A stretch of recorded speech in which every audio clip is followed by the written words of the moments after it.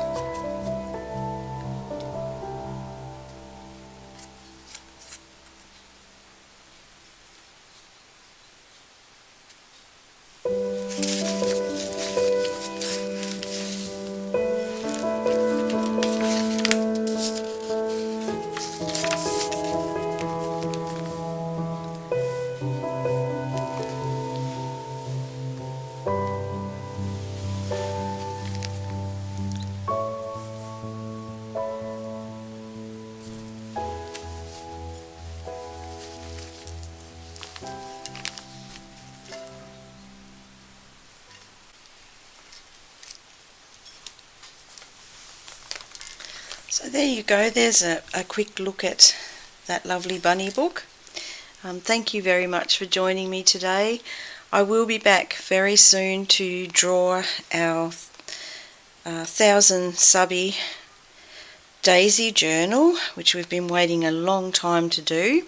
So that will be coming up next, and I also have a lovely cat journal for you to look at. So see you again soon. Bye for now.